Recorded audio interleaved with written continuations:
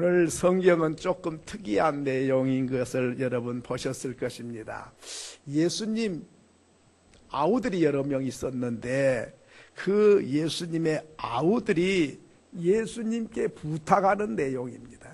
뭐 그런 일을 별로 많이 보고 들은 적이 없는데 오늘 1절에 보니까 그 후에 예수께서 갈릴리에서 다니시고 유대에서 다니려 아니하심은 유대인들이 죽이려 함이러라. 예수님은 갈릴리에서 활동을 많이 하셨는데 유대에 가시기를 싫어했다. 왜냐하면 유대인들이 죽이려고 하고 있었기 때문이다. 이 말씀만 보면 예수님이 아이고 죽음이 무서워가지고 맨날 피해 다녔구만 이렇게 생각할 수가 있는데 그게 아닙니다. 예수님은 다 무엇 하나 해도 하나님의 뜻을 따라 했고 하나님이 원하는 때를 따라서 했습니다. 참 중요해요. 우리는 막 하고 싶으면 하고 말고 싶으면 말고 이런 일이 맞는데 우리 예수님은 작은 거 하나까지도 하나님 뜻인지 아닌지, 내가 십자가 지고 피 흘려 죽는 고통이 따라도 하나님 뜻이면 내가 기꺼이 하고 하나님이 원치 아니하면 안 하는, 그리고 때를 따라서 하나님이 원하는 때에 맞추어서 살아가시는 예수님 모습을 우리가 성경에서 많이 보게 됩니다. 자, 그런데 예수님이 유대로 안 가셨다. 여기에 유대라고 하는 말은 예루살렘을 말합니다. 그러니까 예루살렘이 이스라엘의 수도였으니까 이제 예수님이 서울로 가셔서 복음을 전하면 좋겠는데 갈릴리 시골 마을에서만 복음을 전하게 됐다. 그러니까 이제 이걸 보고 형제들이 이제 부탁을 합니다. 3절에 보니까 그 형제들이, 예수님의 형제입니다, 예수께 이르되 당신이 행하는 일을 제자들도 보게 여기를 떠나 유대로 가소서. 아니 사람들 보는 앞에서 뭔 일을 해야지. 시골 사람들 몇 명 없는데 시골에서 묻혀서 삽니까? 수도 서울에 가야 거기 많은 사람이 모이고 또 그래서 PR도 되고 또 주님 알아보는 사람도 많을 거 아닙니까? 그러니까 예루살렘 도시로 가시면 좋겠습니다 하고 예수님의 동생들이 예수님께 부탁을 하게 됐다 하는 것입니다. 오늘 4절에 보니까 좀 더 구체적으로 말하지요. 3절에 보면 형제들이 예수께 이르되 당신이 행하는 일을 제자들도 보게 여기를 떠나 유대로 가소서. 보여주기 위해서 많은 사람들 있는 도시로 가세요. 4절에 보니까 스스로 나타나기를 구하면서 묻혀서 일하는 사람이 없나니 이 일을 행하려 하거든 자신을 세상에 나타내소서. 아니 예수님 다른 사람 다 자기 PR을 못해서 안달인데 우리 형님 예수님은 보통 분이 아닌데 병자도 고치고 문둥병도 깨끗하게 하고 소경의 눈도 열고 배고픈 사람에게 막 떡도 나눠주고 죽은 사람도 살리신 분이 그 능력 가지고 수도 서울 예루살렘 복판에 가가지고 봐라! 내가 이렇게 귀신 쫓아낸 거 봐. 문둥병 깨끗해진 거 봤지? 내가 떡 만들어준 거 먹어봤지? 안진뱅이 일으킨 거 봤지? 내가 보통 사람 아니야? 좀 이렇게 했으면 좋겠는데 예수님이 예루살렘에 안 가시고 저 갈릴리 해변가에 시골 동네 그저 노인들이 있는데 그런 데 가서 말씀을 전하는 거예요. 그러니까 예수님의 동생들이 안타까운 거예요. 아이고 우리 형님은 좀 맹하네. 이렇게 좋은 능력을 갖고 있으면 보는 사람 앞에서 짠 하고 나타나가지고 막 촥 능력을 나타내면 얼마나 멋있어요. 그런데 왜 예루살렘에는 안 가신 거냐고 이렇게 말합니다. 5절에 보니까 이는 그 이유를 말하고 있습니다. 왜 그 동생들이 예수님께 예루살렘에 가서 그렇게 안 하느냐 한 그 이유를 말하는데 그 형제들까지도 예수를 믿었다? 믿지 아니함이라. 이 동생들이 예수님은 형님으로만 알았지 하나님의 아들 메시아여 우리를 구원해 주신 구세주시단 것을 믿지를 않았다 그랬습니다. 여러분 가까운 사람은 믿을 수 있을 것 같지만 가까운 사람일수록 더 잘 안 믿습니다. 예수님의 동생도 예수님은 전도를 못했어요. 그러니까요 우리 가족이 예수 안 믿는다고 너무 이렇게 안달하지 마요. 그 억지로 못해요. 그냥 쥐어 박아가지고 하면 쉬면 하겠는데 그렇게 되는 게 아니거든요. 자, 그러면 오늘 이제 왜 이런 이야기를 하게 됐는가 하는 것을 몇 가지를 우리가 생각해 보려고 합니다. 예수님은 갈릴리에 다니시고 했다 그 말은 나중에 예루살렘에 올라가지요. 나귀를 타고 올라갑니다. 그때는 이제 죽을 각오를 하고 이제는 내가 잡혀서 죽을 거야. 그 때가 됐어. 그러니까 이제 나귀 타고 가시는 거예요. 호산나 찬송하리로다. 이제 그렇게 했죠. 그러니까 때가 됐을 때는 가셨는데 때가 되기 전에는 안 가셨다 하는 것입니다. 여러분 예수님은 이렇게 때를 따라서 일을 하셨고 때를 따라서 살으셨어요. 오늘 우리는 어떻습니까? 좀 잠잠하고 기다리면 좋은데 못 기다려. 안달이 나가지고 빨리 내가 빨리 이걸 해야 되고 빨리 돈을 벌어야 되고 빨리 뭘 해야지 언제 때를 기다리냐. 손자 한갑도 넣는데 언제 그때까지 기다리냐. 이래가지고 못 기다려요. 그런데 시편 37편 7절에 보니까 하나님 앞에 잠잠하고 참아 기다리라 했습니다. 여러분 빨리빨리 하다가 다 망가져 버려요. 이걸 알아야 됩니다. 빠른 것이 빠른 게 아니에요. 천천히 간 게 더 빠른 거예요. 오늘 예수님은 자기 때를 아시고 올라가라 그래도 안 가셨다는 사실을 우리가 기억하고 우리 속담에 대기만성이라 하는 말이 있습니다. 큰 그릇이 되려면 시간이 많이 걸리는 법이죠. 제자 동생들은 빨리 올라가세요. 3절에 나온 대로 예수의 동생들의 주문은 당신이 행하는 일을 제자들도 보게 여기를 떠나 유대로 가소서. 그럼 동생들이 왜 이 부탁을 했을까요?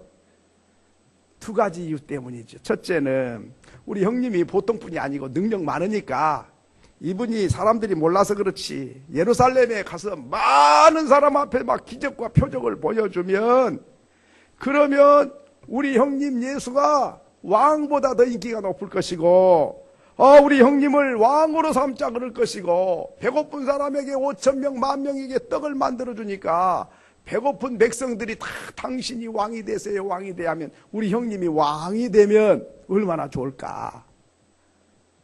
이게 가문의 영광 아닌가. 동생들이 그렇게 생각한 거죠. 두 번째로는 형님이 유명해지고 인기가 높아지면 덩달아서 우리는 동생이니까 자연히 우리도 높아지지. 그러면 형님이 왕이 되면 우리들은 적어도 장관 자리나 보좌관이 되든지 경호실장이라 하든지 높은 자리에 앉아가지고 큰 소리치고 떵떵거릴 수 있겠다. 그럼 형님 덕 좀 봐야 되겠다. 이런 생각에서 예수님이 예루살렘으로 올라가기를 원했다 하는 것입니다. 여러분 다시 말하면 형님이 안 올라가니까 형님이 바보 같아. 힘이 없는 사람이 시골에 묻혀 살면은 당연하지만은 힘이 있고 능력 있고 권세가 있고 막 표적을 일으킨 분이 시골의 초야에 묻혀 있으면 그 바보가 아닌 이상 어떻게 그러는가. 자기 자신이 과장되게 포장을 해가지고 PR을 하는 시대인데 숨어가지고 시골 구석에 묻혀가지고 살다니. 우리 형님 바보네. 좀 멍청하네. 그런 생각이 드니까 형님 유대로 가세요. 형님 같으면 예루살렘에 가면 신속하게 출세합니다. 형님 같은 만한 분이 어디 있습니까? 이래서 동생들이 형님을 유대 예루살렘으로 올라가라. 고린도전서 1장 18절에 보면 십자가의 도가 멸망하는 자들에게는 미련한 것이고 구원을 얻는 우리에게는 하나님의 능력이 됨이라 했습니다. 여러분, 십자가에도 예수 믿어서 구원받고 천국 간다는 이 복음이 안 믿는 사람 볼 때는 미련한 인생들처럼 보여. 2000년 전에 이 땅에 왔다가 죽은 예수를 내가 지금 믿는다고 뭐 천국을 가고 안 가고 그런 게 결정돼? 아이고 바보네, 저 멍청하네. 쓸데없이 교회당에 돈 갖다 바치고 주일마다 할 일 없이 앉아가지고 그 뭐 하는 거냐 그거. 저와 여러분이 교회 올 때 안 믿는 사람이 손가락질 했을 수도 있어요. 저것들이 사람 할 일 없어 저거. 이 좋은 세상에 교회당에 앉아가지고 2000년 전에 죽은 예수를 믿으면 천국 간다고. 아이고 저거 참 안타까워하는 사람도 있어요. 그러니까 십자가의 도가 멸망하는 사람들이 볼 때는 우리가 미련한 짓을 하고 있는 것처럼 보여요. 그러나 구원을 얻는 저와 여러분은 하나님의 능력이요 구원의 역사인 줄로 믿습니다. 오늘 여러분, 그러니까 이 동생들이 볼 때는 예수가 바보같이 보여요. 그런데 과연 예수가 바보냐 하는 것이죠. 여러분, 그렇기 때문에 예수를 믿으면 있잖아요, 사람들로부터 바보 소리 들을 수 있어요. 왜? 가치관이 다르잖아. 사는 목적이 다르잖아. 사는 방법이 다르잖아요. 생각이 다르잖아요. 방향이 다르잖아요. 진리를 아는 사람, 주님을 만나서 생명길을 가는 사람하고 멸망의 길을 가는 사람하고 생각이 같을 수가 없는 거죠. 자, 그러면 오늘 이 말씀 4절에 보니까 묻혀서 일하는 사람이 없나니 이 일을 행하려 하거든 자신을 세상에 나타내고 드러내야지 숨어가지고 그렇게 사느냐. 그런데 여러분 생각해 보세요. 예수님이 훌륭합니까? 제 동생들이 훌륭합니까? 동생들은 지금 믿지도 않는 불신자들이에요. 불신자들이 하나님의 아들 메시아 예수를 자기 형님이 바보 같다고 생각을 하는 것이죠. 누가 바보입니까? 진짜 바보는. 누가 진짜 바보냐 이 말이죠. 두 번째로는 이 동생들의 생각은 형님 덕을 좀 봅시다 하는 뜻이에요. 왜? 예루살렘에 가가지고 사람들 앞에 막 인기가 높아지고 추앙을 받고 막 대접을 받으면 동생들이 덕을 볼 거 아닙니까? 그러니까 덕 보고 싶은 거지. 형님 덕분에 출세하고 싶고 형님 덕분에 성공하고 싶고, 그러니까 PR을 해서 세상에 알리지 왜 시골 구석에 묻혀 있느냐 하는 것이죠. 여러분, 오늘 우리는 이 동생들의 생각이 불신자들의 생각인 걸 알죠. 덕 보고 싶은 거죠. 오늘 우리가 예수를 믿으면서 교회 다니면서 덕 보려고 예수를 믿고 덕 보려고 교회를 다니는 사람이 있어요. 이게 불신자 예수님의 동생들의 생각이에요. 예수 당신 때문에 내가 덕을 봅시다 이거죠. 그런데 예수님 생각은 무엇인고 하니, 십자가를 지고 내가 죽어가지고 내 살을 먹고 내 피를 마시고 네가 영생을 얻어라. 내가 너 덕 보겠다는 게 아니라 네가 내 덕을 봐. 내가 네 살을 먹는 게 아니라 네가 내 살 먹고 내 피를 마시고 네가 영생해. 내가 죽을 테니까 네가 살아 이거지요. 그러니까 예수님 마음을 가지고 예수를 믿는 사람이 있고, 예수님의 동생들처럼 당신 덕 좀 봅시다 해서 예수 믿는 사람이 있어요. 이 두 가지 종류가 있어요. 그런데 초신자 때는 하여튼 뭐 덕 좀 보려고 하는 생각을 가진 건 뭐 이해가 되지만은, 교회 생활을 오래 하고 직분을 가졌는데도 나 당신 덕 좀 보고 살자. 나 교회 다녀갖고 좀 장사 좀 잘하면 좋겠다. 장사를 목적으로 한다든지, 덕 보려고 뭐 유익을 얻으려고 개 모임을 해서 뭔 얻어보려고 사람 모아가지고 뭘 해보려고 이런 생각을 가졌다면 그건 불신자들인 예수님의 동생들의 생각과 똑같은 거죠. 그럼 예수님이 내 안에 주인이시고 그분이 내 구세주면 내 살 먹으세요. 내 피 마시고 영생하세요. 내가 죽을 테니까 당신이 사세요. 고생은 내가 할 테니까 당신 편해지세요. 이게 예수님이라. 이게 예수님. 오늘 예수님의 마음이 하나도 없어요. 덕 좀 보자. 이게 덕 좀 보자. 예. 아이고 그 교회 다녀서 장사 잘해줄 줄 알고 갔더만 하나도 안 팔아줘. 안 갈 거야. 다른 교회 가봐야 되겠어. 그러면 이 덕 보려고 온 거잖아요.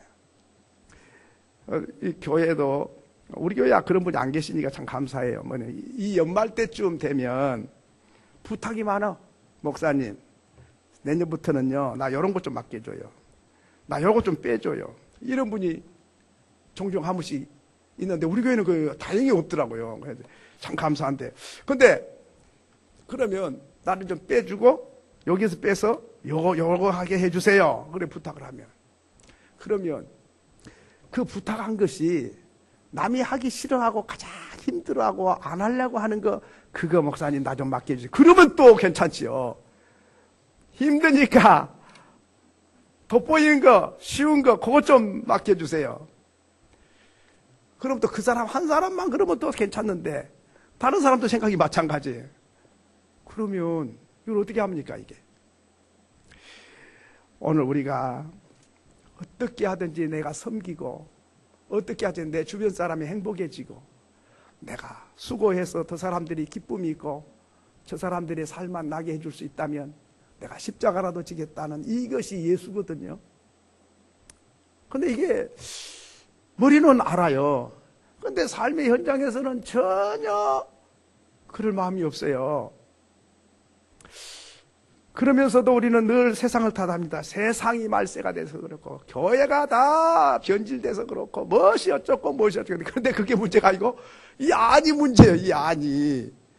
동생들처럼 형님 덕 좀 보려고 그랬더니 안 들어줘. 그래 성질 나가지고 그래 형님 아니 그 능력이 아까워요. 그렇게 인기가 좋고 그렇게 능력 많은 분이 어찌 그래요? 자, 이렇게 부탁을 한 것이죠. 예수님은 내가 죽고 너가 사세요. 나는 이름도 빛도 없고 당신 높아지기 원합니다. 내가 희생하고 당신 잘 되기를 원합니다. 이 마음이 교회 안에서만이 아니라 가정에서도 마찬가지죠. 직장에서도 마찬가지예요. 그런 분들은 참 빛이 돼요.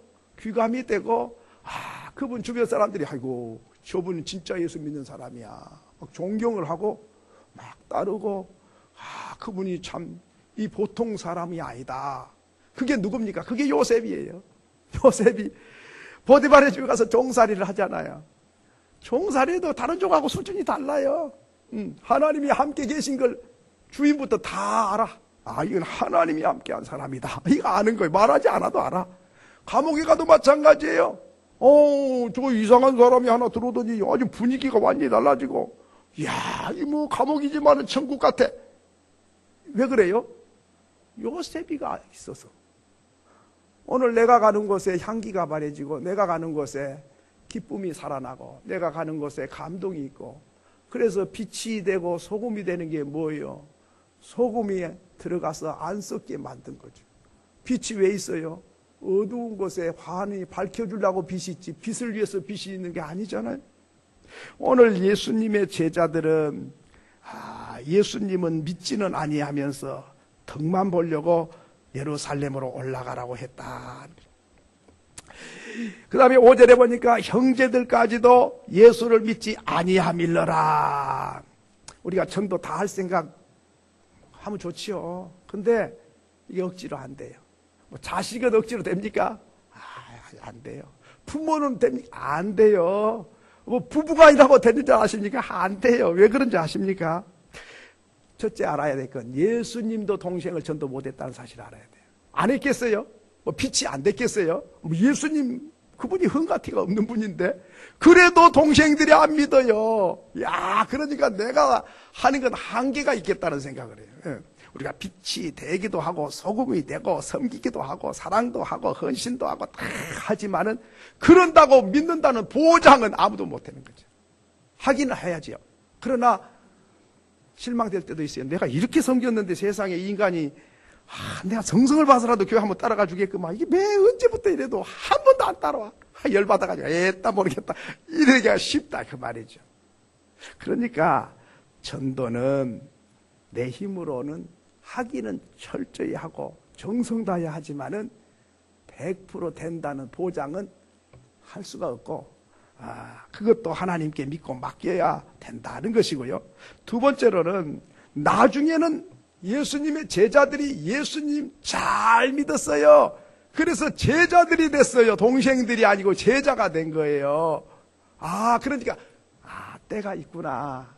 그렇게 기적을 보여주고 막 예루살렘에 가서 출세를 해갖고 뭐 이러쿵저러쿵 할 때는, 안 믿을 때는 요구사항도 많고 형님이 바보 같고 그랬는데, 나중에는 영적인 눈이 열리고 예수가 우리 형님이 아니구나, 하나님의 아들이시네. 우리는 한 집에 사는데도 왜 그걸 몰랐을까? 같이 책상 만들고 의자 만들고 가구 만들고 대패질하고 못 받고 톱질하고 같이 일했는데도 예수가 하나님의 아들인 걸 몰랐네. 세상에 등잔 밑이 어둡네. 같이 먹고 같이 잠잤는데 왜 그리 몰랐을까? 나중에 영적인 눈이 열리니까 알게 된 거예요. 그렇습니다. 참 예수 아는 것은요, 이렇게 때가 돼야 알아져요. 그리고 영적인 눈이 열려야 깨달아져요. 손에 잡혀줘도 몰라. 그런데 영적인 눈이 열리면 말하지 않아도 알아지고 믿어지고 깨달아진다, 그 말이죠. 그렇기 때문에 예수님의 제자들은 나중에 순교의 제물도 되고, 우리 형님 예수께서 그런 소리 한 번도 안 해요.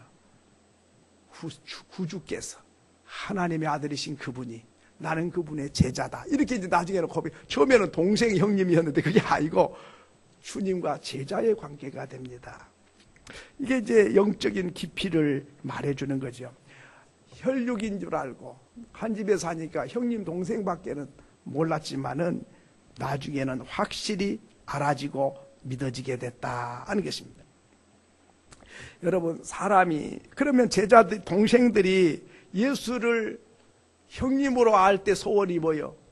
수도에 가서 사람들 앞에 능력을 나타내서 사람들에게 돋보여가지고 우리도 좀 덕점 보기를 원했는데, 그런 소원을 가졌는데, 나중에는 형님이 아니라 메시아요 구세주로 믿고 나니까 그의 소원이 180도로 바뀐 것이죠.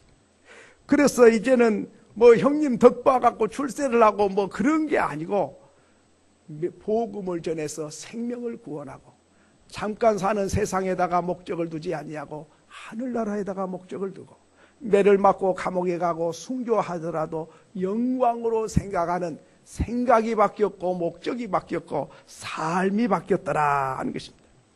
그렇습니다. 오늘 우리가 예수를 믿기 전에 소원하고 예수 믿고 난 다음에 소원이 180도로 바뀌어야 돼요. 그 사람이 예수를 바로 믿는 사람입니다. 그런데 예수 믿기 전에 소원이 있었는데 믿고 난 다음에도 그 소원이 여전히 갖고 있다면 그 사람은 메시아로 예수를 믿는 사람이 아니에요. 왜? 아니, 예수를 모르고 진리를 모르고 천국도 없이 그냥 욕망 따라, 그저 욕심 따라, 그저 사단의 종이 되고 죄의 종이 돼서 그저 본능을 따라 끌려가던 때에 그 소원하고, 하늘나라의 소망을 가지고 영생을 얻어서 천국을 향해 가는 사람의 소원하고 같다면 그게 문제가 있는 거 아닙니까? 예수 믿기 전에 돈 많이 벌어서 부자 돼가지고 등 따뜻하고 배 두들기면서 큰 소리 치고 호령하면서 보란듯이 자랑하고 사는 것이 내 소원이었다면, 이제 예수가 내 안에 주인이 되셨으면, 내가 주인이 아니고 그분이 주인이고, 내 소원이 따로 있는 게 아니라 그분 뜻이 내 소원이고, 어떻게 하면 하나님을 기쁘시게 하고 어떻게 하면 많은 사람에게 희망을 주고 소망을 줄까? 그리고 이 몸이 부서지고 깨어져도 나를 통해서 하나님이 영광이 되고 많은 사람에게 기쁨과 희망을 줄 수 있다면 나는 그것이 삶의 목적이다. 이렇게 바뀌어진 사람, 바로 그 사람이 예수를 바로 아는 사람이라 하는 것입니다. 6절에 보니까 내 때는 아직 이르지 아니했다, 너희 때는 준비가 됐다 했습니다. 때가 있다 그 말이죠. 내 때가 아직 안 돼서 유대 땅 예루살렘으로 아직 안 가는데 너희 때는 항상 준비가 됐다. 전도서 3장 1절로 8절에 보면 만사가 기한이 있고 때가 있나니, 심을 때가 있고 거둘 때가 있고 사랑할 때가 있고 미워할 때가 있고 꿰맬 때가 있고 찢을 때가 있고 다 때가 있다. 여러분, 우리가 때가 있음을 알고 살면 사람이 달라요. 때가 있는 걸 모르니까 지금 앞이 캄캄하고 슬퍼, 절망적이요. 그러면 포기해버려. 극단적인 행동을 해버려. 왜? 희망이 안 보이니까. 그런데 때가 있음을 아는 사람은 지금은 어두운 캄캄할 때구나. 지금은 희망이 안 보이고 희망이 절벽이네. 그러나 조금 있으면 환하게 희망이 보일 거야. 그 때가 올 거야. 그걸 기억하면 포기하거나 낙심하지 않지요. 그리고 또 우쭐 때도 안 해. 잘 나간다고 큰 소리 치고 목에 힘주지 않아. 왜? 지금은 잘 나가지만 언젠가 또 주저앉을 때가 올 거거든. 그러니까 그 때를 알고 오늘을 사는 사람이요. 그러니까 때를 아는 사람은 아무리 힘들고 어려워도 절망하지도 않고, 그리고 아무리 잘 나가도 교만하지 않는 거예요. 왜? 때가 있으니까. 항상 잘 나간 거 아니거든. 그런 건강할 때 병든 사람을 생각하는 사람, 다 때가 있는 걸 아는 사람이죠. 어떤 사람 때를 모르는 사람은 말을 해도 교만하게 해요. 병원에 이제 가서 이제 병문안 갑시다 하고 가가지고 뭐 때문에 입원했어요? 아이고 독감이 걸리고 뭐 어디가 아프고 무엇이해서 아이고 사람이 시원찮아가지고 나는 병원 문턱 한 번도 안 가봤다고. 거기 가서 무슨 뭐 건강 자랑하러 갔어요? 뭐하러 갔어요 거기? 뭔 위로가 되겠어요? 나 참 말도 할 줄 알아야 되겠더라고요. 얼마나 아프냐고, 어떻게 하면 좀 힘이 되겠냐고, 입맛이 없으면 내가 뭘 좀 사다 주면 좋겠냐고, 꼭 내가 마치 아픈 것처럼 좀 그래가지고 좀 뭐 위로가 되게끔 해야지. 거기 가서 무슨 호박나무에 이빨 자랑할 일이 있습니까? 환자 앞에 가서 무슨 건강을 자랑하고 있어. 도대체가 그런 분은 좀 신방 갈 때 안 따라가야 돼요. 그거 아무 도움이 안 돼요. 때가 있음을 아는 사람. 나사로가 아팠어요. 병났어요. 그래 이제 연락이 왔어요. 예수님, 저 멀리 계시는데, 예수님, 나사로가 병들었대요. 연락이 왔어요. 그러니까 예수님이, 그래, 알았다. 그리고 얼른 오시면 좋은데, 안 오셔요. 이틀 지나서 오시는 거예요. 그러니, 얼마나 기가 막힐 일이에요. 와갖고 보니까 벌써 죽어갖고, 장례 치러가지고 무덤에 썩은 냄새가 나요. 근데 그때 예수님이 오신 거예요. 이제 마리아와 마르다가 얼마나 분통 터졌겠어요. 우리 오라비 예수님이 그렇게 사랑하고 친구처럼 우리 집에 늘상 오시고 했는데, 아프다 그러면 그냥 밤중이라도 좀 달려와가지고 고쳐줄 일이지. 일부러 늦게 와가지고 죽은 다음에 초상치고 난 뒤에 떡 오셨는 거예요. 그러니까 거기에 표현은 그렇게까지는 안 했지만은, 다 끝났어요. 뭐 좀 일찍 오셔야지. 죽어서 다 장례 치러서 다 끝난 거예요. 올라면 좀 빨리 와야 될 거 아니에요. 그런 마음이 들었겠죠. 성경에 그렇게까지 표현 안 했지만. 그 예수님이 그 마음을 다 아신 거예요. 원망스럽고 빨리 안 온 게 한스럽고 피해는 다 지나간 것 같고 그럴 때, 내가 늦게 온 것이 너에게 유익이야.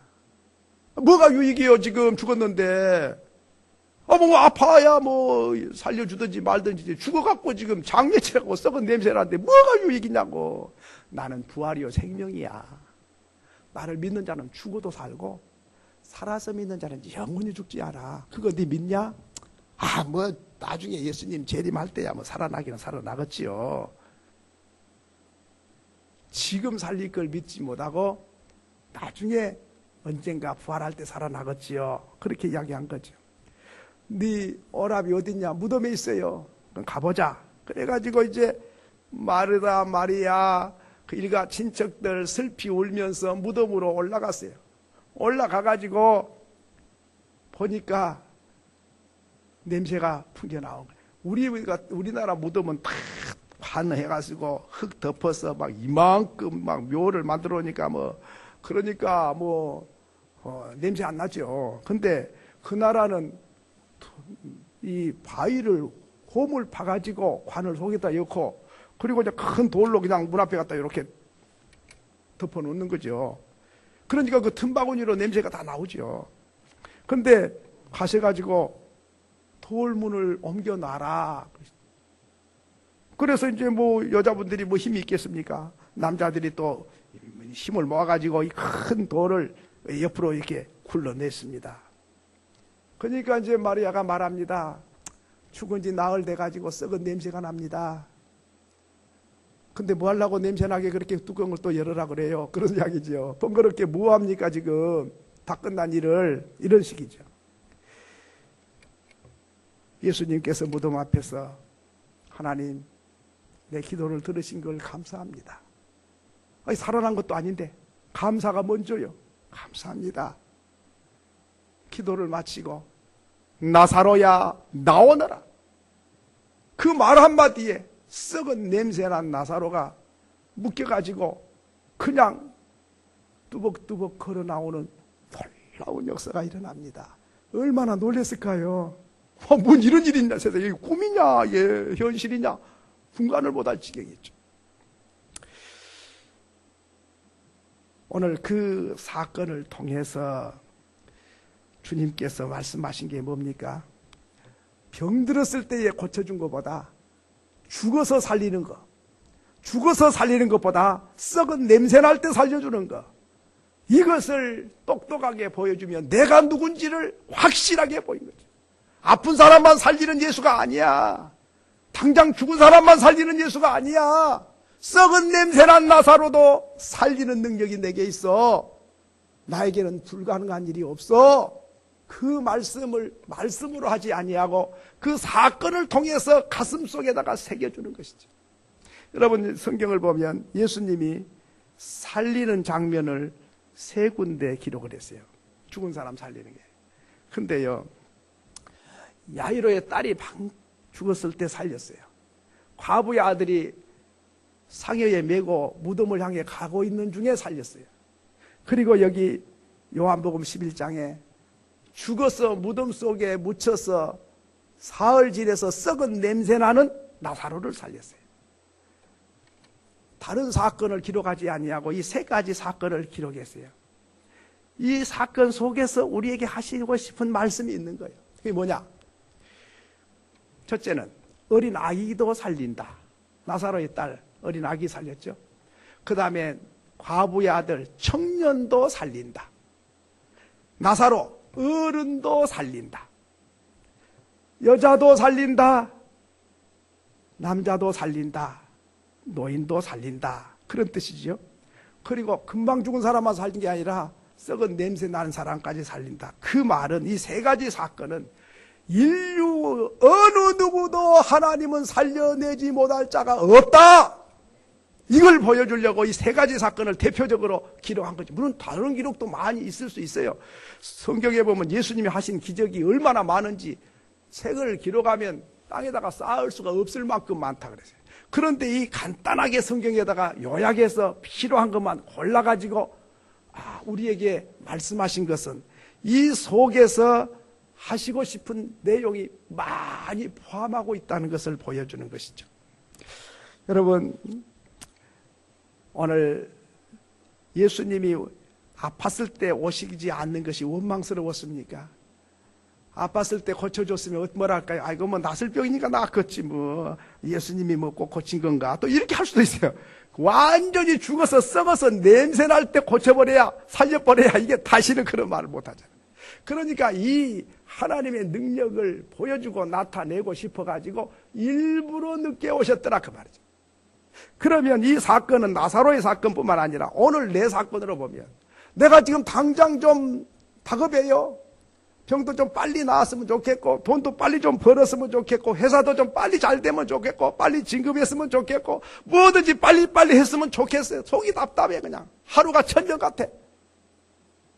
그렇지만은 나사로 사건을 볼 때 늦게 하는 것이 더 좋으니까 하나님은 나를 사랑해서 더 좋게 하시고 더 크게 하시려고 더디게 하신 거구나. 이 사실을 우리가 깨달아야 돼. 내가 원하는 때에 내가 원하는 방법대로 일이 다 성취되면 좋을 수도 있어요. 그러나 우리 인생을 살다 보니까 내가 원하는 때 내가 원하는 방법대로 돼가지고 잘된 일도 있지만은 낭패당한 일이 한두 번이 아니에요. 하나님은 사랑하는 자는 모든 일이 합력하여 선을 이루느니라. 그렇기 때문에 하나님은 나보다 더 잘하신 분이십니다. 그분이 내가 잘 되기를 원하는 것보다 하나님이 내가 잘 되기를 더 원하시는 분이시다 그 말이죠. 그렇기 때문에 오늘 우리는 하나님이 원하는 때에 하나님의 방법대로 되기를 원하는 그런 기도를 드리고 싶은데, 그런 기도 드린 사람은 몇 명 없고, 하나님 뜻을 바꿔서라도 내 뜻 좀 이루어주세요 이렇게 되니까 이게 좀 곤란한 거예요. 예수님은 내가 십자가 져서 하나님 뜻이 이루어지면 달게 십자가를 지겠습니다. 이게 예수님 기도예요. 그렇게 기도하기를 우리에게 가르쳐 주셨어요. 그런데 오늘 우리는 하나님 뜻은 별로 안 중요하고 내 뜻이 중요해. 내가 원하는 때에 내가 원하는 방법대로 해주세요. 기도를 조금 수정할 필요가 있습니다. 7절에 보면 예수 그리스도가 미움을 받는 이유를 마지막으로 말해주고 있습니다. 예수님이 7절에 보니까 왜 미움을 받습니까? 세상이 너희를 미워하지 아니하되 나를 미워하나니 이는 왜 그런 거 하니? 이유가 내가 세상의 일들을 악하다고 증언함이라. 세상 사람들은 미움 안 받아요. 왜? 두리뭉실 되는 대로 사는데 누가 뭐라 그래요? 아무렇지도 않아요. 적당하게 넘어가 버려요. 그런데 예수님은 미움을 받습니다. 왜 받느냐? 잘못된 걸 잘못했다고, 이건 죄라고, 이것이 문제라고 지적을 하고 고치기를 바라고 정확하게 진리를 말씀하기 때문에 진리에서 벗어난 사람들이 볼 때에 예수님을 미워할 수밖에 없고 눈에 가시처럼 여겼다 그 말이에요. 옛날 어른들은요, 믿음의 조상들은 이런 분이 계세요. 하루 종일 밖에 나가서 생활하다가 돌아와서 하나님께 엎드려서 기도하기를, 오늘 나를 핍박하는 사람이 한 명도 없는 거 보니 나는 세상 사람처럼 타락한 사람입니다. 그러니까 아무도 핍박 안 하죠. 진리 따라, 의를 따라, 주님을 따라가면 당연히 가시밭길이고 핍박이 있어야 되는데 아무도 핍박하는 사람이 없는 거 보니 내가 성도 노릇을 잘 못하고 빛이 안 되고 소금이 안 되고 그리스도의 냄새를 풍기지 못한 이유가 아닙니까? 그러면서 핍박하는 사람이 없는 날 더 많이 회개했다 그럽니다. 나 그런 글을 읽으면 참 나는 핍박받으면 열받고 누가 뭐라 안 그러면 나 오늘 참 편하게 잘 살았다 그렇게 생각이 되는데 반대로 생각을 했더라 이 말이죠. 주님의 심장을 가졌기 때문에 그렇게 생각을 한 것이죠. 그렇다고 맨날 그냥 욕 얻어먹고 살면 된다 그런 뜻은 아니고, 하여튼 주님 심장을 내가 가지고 있는가, 주님 가신 길을 내가 따르고 있는가 하는 것을 우리에게 말해주고 있습니다. 사람들은 미움을 안 받는데 예수님만 미움을 받아요. 예수님은 돈도 안 받고 병자도 고쳐주고, 돈도 안 받고 떡 먹여주고, 돈도 안 받고 안진병 일으켜주고, 이렇게 저렇게 무슨 진리를 말해준다고, 뭐 하나님 말씀 전해준다고 돈 받고 그런 일이 한 번도 없어요. 그래도 미움을 받았어요. 자기의 마음이 찔림을 받으면 말하는 예수를 핍박하게 된 것이죠.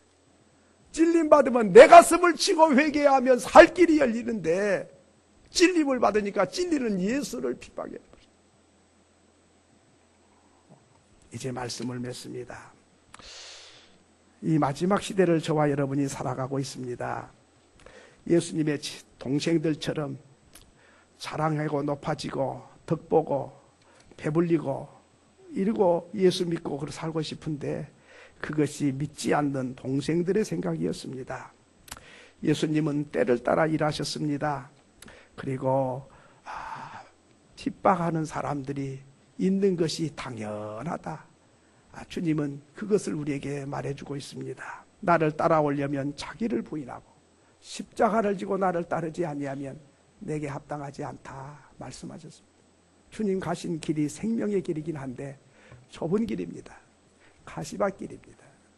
핍박을 받는 길입니다. 조롱을 받는 길입니다. 동생들로부터 형님이 바보 취급을 받는 것처럼 믿음대로 살려고 할 때는 왕따도 당하고 바보 취급을 받기도 합니다. 세상의 가치관대로 안 살기 때문에 사람들로부터 의아심을 갖기도 합니다.